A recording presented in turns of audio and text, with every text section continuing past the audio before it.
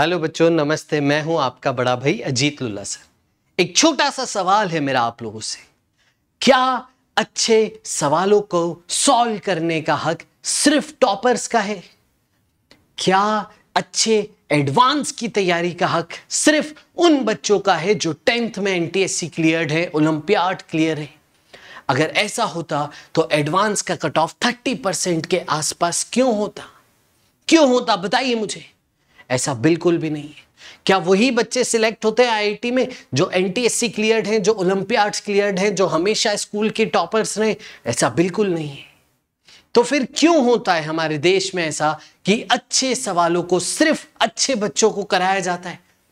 JEE 2022 advance में हमने देखा कि काफी बच्चे मेंस में अच्छे कर गए बट एडवांस में अच्छा नहीं कर पाए, क्योंकि आखिरी समय में एडवांस की तैयारी नहीं हो सकती। एडवांस की तैयारी के लिए आपको पहले से तैयार करके रखना पड़ेगा। अच्छे सवालों पे सबका अधिकार है, ना सिर्फ टॉपर्स का। टॉपर्स करते हैं वो सवाल, उनकी तैयारी होती है स्टार्टिंग से, और वो मेंस भी अच्छा करते हैं, एडवांस भी अच्छा करते हैं। तो सारे बच्चों को ये अप्रोच अपनानी चाहिए कि थोड़े से कठिन सवाल डेली अपनी लाइफ में करना चाहें, डेली उनको प्रैक्टिस करें और अपने आप को पहले से ही एडवांस की तैयारी करें। और याद रखिए, एडवांस में कट ऑफ कम होता है। Advance is low scoring game. Advance कभी भी हाई स्कोरिंग गेम नहीं रहा है। अगर आप अपने स्कूल के टॉपर नहीं हैं, अगर आप ओलंपियाड या एनटीएससी क्लियर्ड नहीं हैं, तो भी आप आईआईटी की सीट जरूर हासिल कर सकते हैं। उसका लाइव एग्जाम्पल मैं खड़ा हूं आपके सामने यार। मैं हमेशा से एक बिलो एवरेज बच्चा था 10th तक, और मैं अपने आप को आईआईटी बॉम्बे ले जा पाया क्योंकि मेरे जीवन में कुछ अच्छे टीचर्स आए थे। तो बच्चों, जैसा कि अनअकैडमी का और यहाँ पे अनअकैडमी एटम्स का पूरा स्पिरिट रही है ना, बच्चों के लिए एक्सट्रीम मेहनत करने की और सही डायरेक्शन में करने की, सही चीज बच्चों को बताने की, वही कोशिश आज हम आगे बढ़ा रहे हैं। जो बच्चे 2023 में एडवांस देंगे, 2024 में एडवांस देंगे, उन बच्चों के लिए मैं ये लेके आया हूं बेस्ट इरोडो प्रॉब्लम्स की सीरीज। ये सीरीज में बहुत लंबे लंबे लेक्चर नहीं लूंगा मैं आपके लिए। इस सीरीज का क्या होगा पर्पस, आइए देखें। डेली 15 से 20 मिनट का मैं आपका समय लूंगा। उस समय में बेस्ट 2 से 5 सवाल रोज मैं आपके सामने लेके आऊंगा, और ये एक प्रकार से होगा आपके बूस्टर शॉट्स फॉर एडवांस। ये वो सवाल होंगे जो आपको ब्रेनस्टॉर्मिंग पे मजबूत करेंगे। ये वो सवाल होंगे जो आपका लेवल अप करेंगे। ये वो सवाल होंगे जो आपको एक हैबिट डालेंगे डेली कुछ कुछ कठिन सवाल करने की। आइए बच्चों आगे चलते हैं। और बच्चों, आपको क्या करना है, आप जैसी तैयारी कर रहे हैं वैसी डेली तैयारी कीजिए। ये वाले वीडियो आप जरूर कीजिए, रोज बस 15-20 मिनट एक्स्ट्रा आप करेंगे। यस। और बच्चों, आप अपने कमेंट्स हमें इस वीडियो के सेक्शन में बताइएगा कि आप क्या चाहते हैं और क्या क्या सीरीज किए जाए और इसमें क्या क्या चेंजेस किए जाए, और बताइएगा इस पे आपका ओपिनियन क्या है। आगे बढ़ते हैं, शुरू करते हैं आज का वीडियो। आइए जल्दी से। आगे बढ़ने से पहले बच्चों, एक छोटा सा आपके सामने अनाउंसमेंट है। आपको अभी 20% डिस्काउंट मिल रहा है अनअकैडमी के प्लस और आइकॉनिक सब्सक्रिप्शन पे, अगर आप यूज करेंगे कोड AT24। इस कोड का मतलब है we are at work 24 hours. इस कोड का मतलब है एक्सट्रीम मेहनत। इस कोड से अगर आप अनअकैडमी का सब्सक्रिप्शन लेते हैं, आपको हमेशा मैक्सिमम डिस्काउंट मिलता है। और अगर आप स्क्रीनशॉट मेरे साथ शेयर करते हैं तो मैं पर्सनली आपको मेंटर करता हूं, अपने जीवन से एक्स्ट्रा समय निकालता हूं आपसे बात करने के लिए, पेरेंट्स से बात करने के लिए, और बच्चों को सही मेंटर, सही गाइडेंस देने के लिए। आगे बढ़ते हैं। तो ये रहा पहला सवाल आपके सामने। This is 1.12 सवाल ऑफ इरोडो। आइए सवाल पढ़े क्या है। 3 points are located at the vertices of equilateral triangle whose side equals A. They all start moving simultaneously with velocity v constant in modulus, with the first point heading continuously for the second point, the second heading continuously for the third point.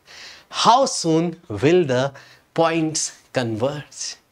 ये सवाल जब मैंने अपने तैयारी के time किया था तो मुझे ये सवाल समझने में ही 6 से 7 दिन लग गए थे। आइए देखिए सवाल क्या है, क्या रहा है।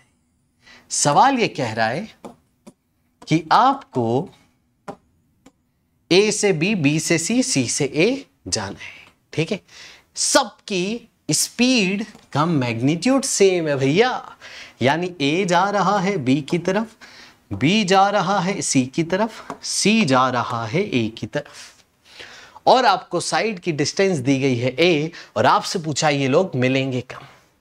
पहला तो सवाल ये था मेरे मन में एकदम स्टैंड अप कॉमेडी हो जाएगी अभी कि सर ये मिले कैसे, ये तो मिल ही नहीं पा रहे। ए बी की तरफ जा रहा है, बी सी की तरफ जा रहा है, सी ए की तरफ जा रहा है। जब ए चलते चलते यहां आएगा, तब बी चलते चलते यहां आएगा, और तब सी चलते चलते यहां आएगा। तीनों की है स्पीड सेम, तीनों है इक्विलेटरल, तीनों है सिमेट्रिक, तीनों डिस्टेंस सेम, तीनों साथ में चलेंगे। और जब ए यहां, बी यहां, सी यहां, यही सोच चल रही थी। मैं रोज थोड़ा थोड़ा सोचता था, 6-7 दिन लग गया, मैं फिगर आउट ही नहीं कर पा रहा था ये सवाल।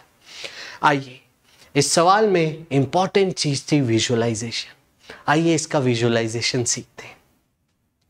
ये है आपका शुरुआत पोजीशन, ए बी की तरफ, बी सी की तरफ, सी ए की तरफ। अब समझिएगा ध्यान से, ए जो है वो थोड़ा सा आगे बढ़ा, बी जो है थोड़ा सा आगे बढ़ा, और सी जो है थोड़ा सा आगे बढ़ा। जैसे ही वो छोटे से टाइम इंटरवल के लिए आगे बढ़ते हैं, डायग्राम कुछ इस प्रकार हो जाता है। ए यहां, बी यहां, सी यहां।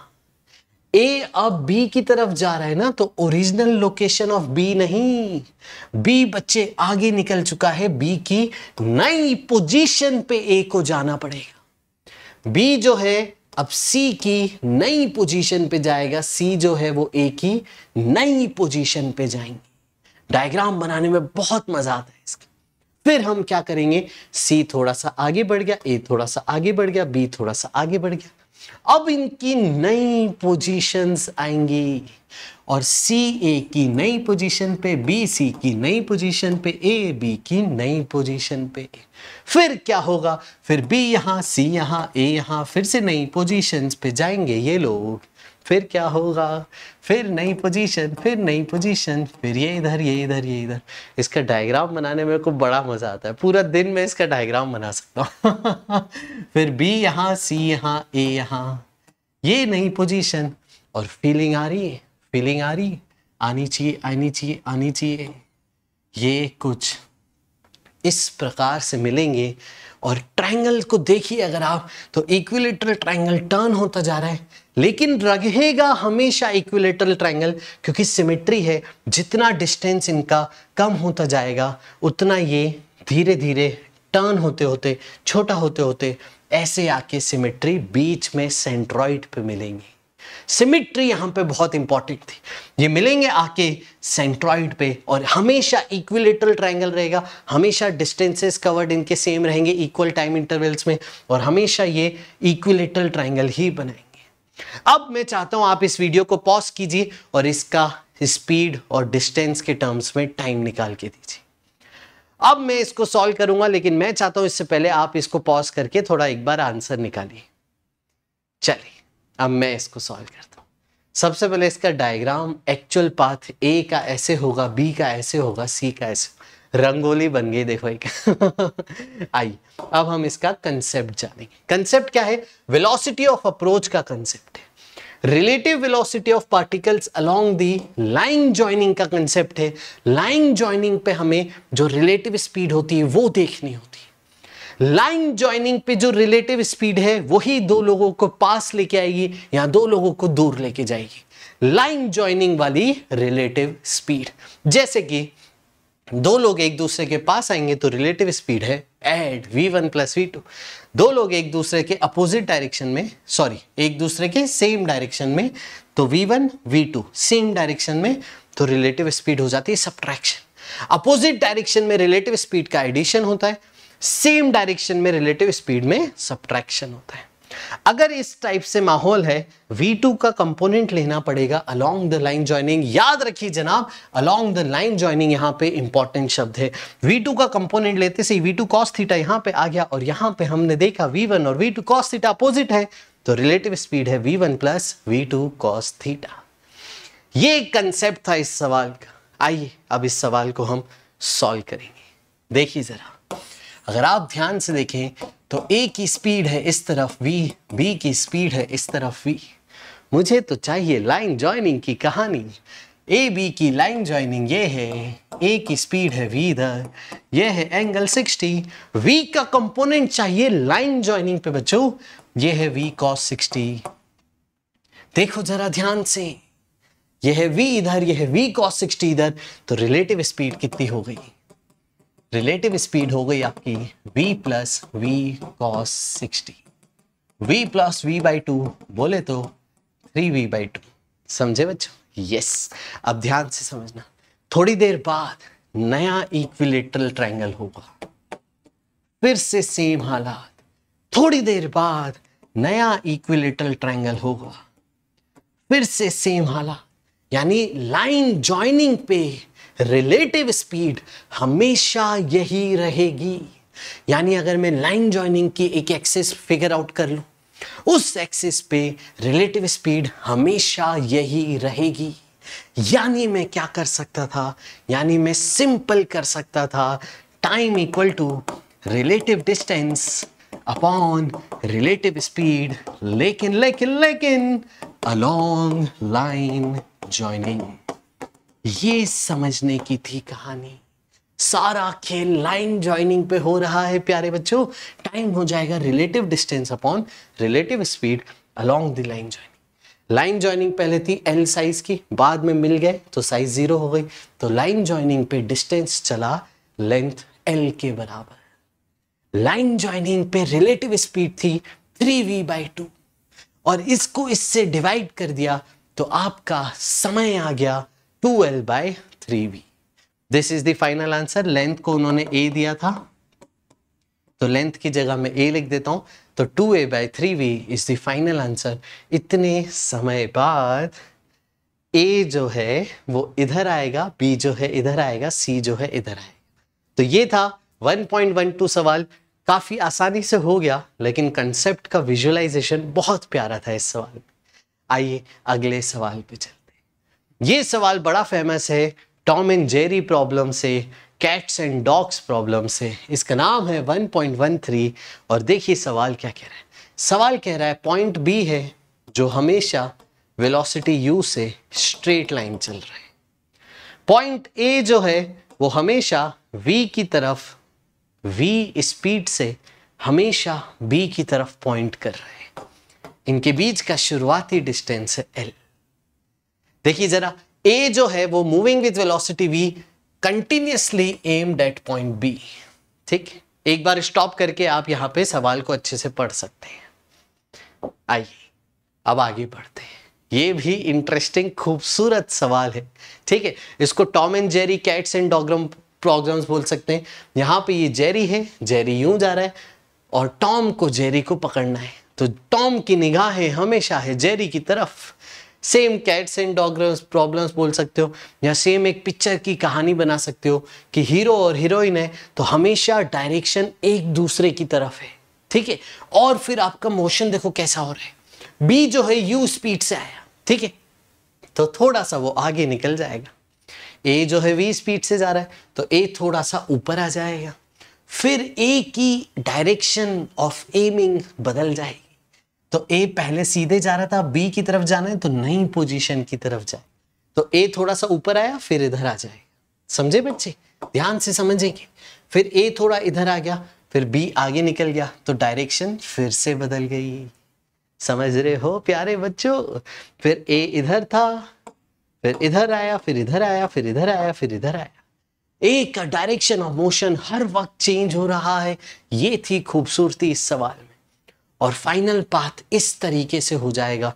बी तो सीधे ही जा रहा था, लेकिन ए की पॉइंट्स मार्किंग कीजिए, छोटे छोटे टाइम इंटरवल्स पे थोड़ा सा आगे बढ़ा के देखिए, तो बी आगे बढ़ता जाएगा, लेकिन ए थोड़ा सा ऐसे शिफ्ट होता जाएगा।